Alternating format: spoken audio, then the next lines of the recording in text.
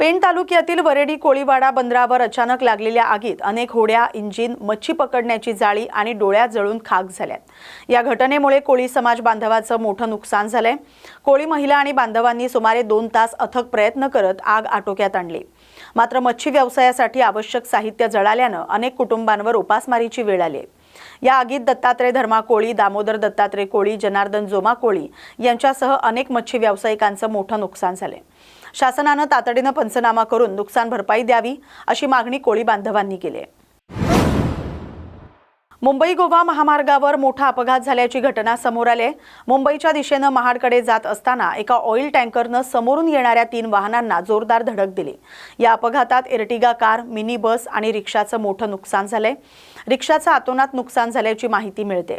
अपघातानंतर काही काळ महामार्गावरील वाहतूक ठप्प झाली होती, त्यामुळे वाहनांच्या लांबच लांब रांगा लागल्या होत्या। मात्र स्थानिक नागरिक आणि पोलिसांच्या मदतीने वाहतूक नंतर सुरळीत करण्यात आली। सुदैवाने या भीषण अपघातात कोणतीही जीवितहानी झाली नसली तरी 4ही वाहनांचं मोठं नुकसान झाले। घटनेची माहिती मिळताच पोलिसांनी घटनास्थळी धाव घेत पुढील कार्यवाही सुरू केली।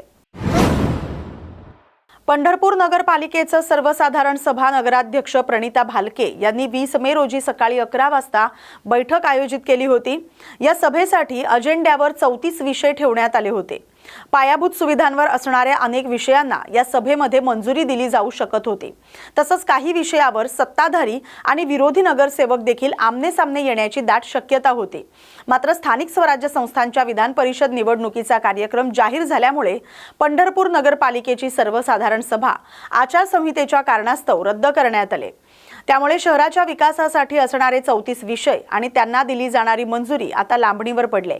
विधान परिषद निवडणुकीचा कार्यक्रम पूर्ण झाल्यावरच आता नगरपालिकेची सर्वसाधारण सभा घेता येणार आहे।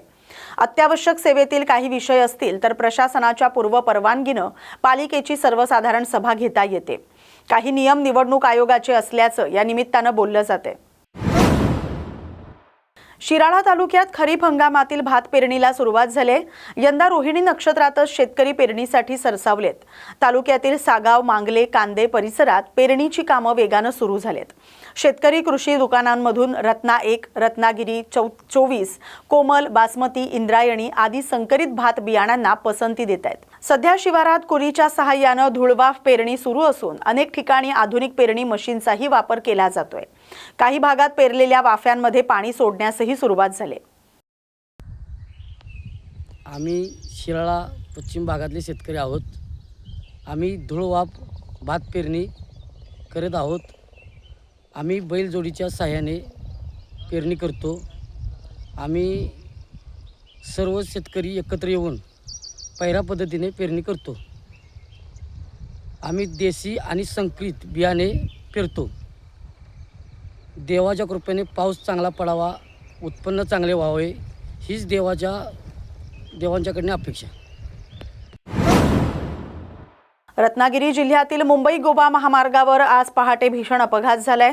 मुंबईहून चिपळूणकडे जाणाऱ्या कारचं नियंत्रण सुटल्याने वाहन वोलेपे इथं इंधन पंपासमोर रस्त्यालगतच्या दरीत कोसळले।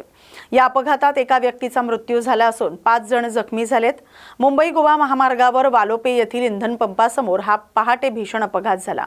मुंबईहून चिपळूणच्या दिशेने जाणाऱ्या कार चालकाचं वाहनावरील नियंत्रण सुटल्याने कार थेट 25 ते 30 फूट खोल दरीत कोसळली। अपघाताची माहिती मिळताच चिपळूण येथील शासकीय विश्रामगृहाजवळ तैनात असलेली जगद्गुरू रामानंदाचार्य नरेंद्राचार्यजींची संस्थेची 24 तास अपघात सेवेसाठी कार्यरत रुग्णवाहिका तातडीने घटनास्थळी दाखल झाली। जखमींना त्वरित बाहेर काढून उपचारासाठी लाईफ केअर रुग्णालयात दाखल करण्यात आलं।